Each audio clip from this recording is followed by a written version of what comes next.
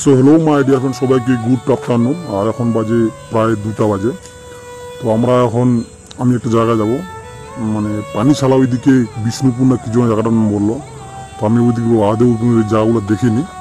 আর ওয়েদারটা দেখে মনে হচ্ছে এখন মনে হয় সন্ধ্যা হয়ে যাচ্ছে এরকম, কারণ পুরো ভারী বৃষ্টি হলো দেখতে পাচ্ছ। এইদিকে রাস্তা পুরো কাদা হয়ে যাচ্ছে, আর ওটার মধ্যে লাগিয়েছে পুরো জল, দেখতে পাচ্ছ রাস্তাঘাট।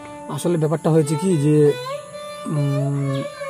আজকে আর কি প্রায় এই 12টা নাগাদ এমন বৃষ্টি, প্রচণ্ড বৃষ্টি, প্রচুর হারে বৃষ্টি হয়। আর বৃষ্টির জন্য আমার সকাল থেকে এমন গুমুট গরমে তো আমি শুয়েছিলাম ভাই, কোথাও গাড়ি নিয়ে বেরোয়নি সকাল থেকে।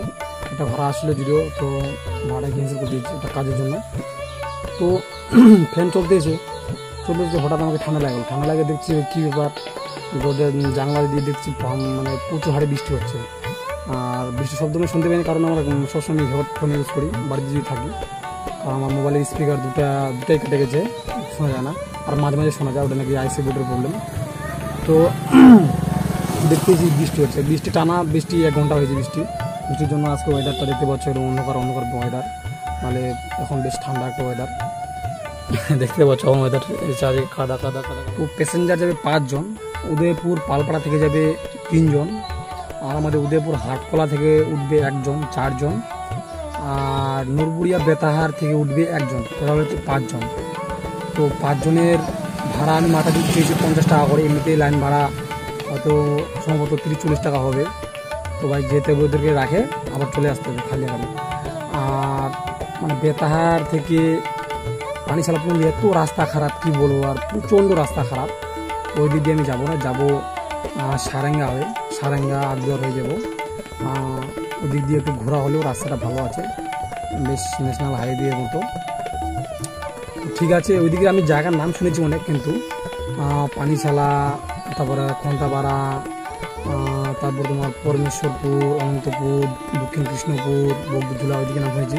কিন্তু বিষ্ণুপুর নামটা আমার শোনা হয়নি, মানে ওটা আমার মনে নেই যে কোন জায়গাটা হচ্ছে এক্স্যাক্টলি, লোকজনটা কোথায়। তো ঠিক আছে, যাই আজকে দেখি কেমন হয়। ওকে বাবা, টাটা। তো বন্ধুরা, জায়গার নাম জানা না থাকলে যা হয়। তো আমাকে বলছে নাকি বিষ্ণুপুর, কিন্তু অ্যাকচুয়ালি ওটা কৃষ্ণপুর। আর আমরা যাচ্ছি ফাইনালি কৃষ্ণপুর ভুসকুন্ডিতে। আর আমরা যাচ্ছি কৃষ্ণপুর ভুসকুন্ডি। দেখতে পাচ্ছ এই রাস্তা, টোটো যাবে না এদিক থেকে, শেষ এখান থেকে লোকেশন নামতে হবে, তাও যাবে না, প্রচন্ড কাদা, খারাপ হয়েছে কাদার মধ্যে। যাক, হচ্ছে বড় একটা পুকুর ভুসকুন্ডির।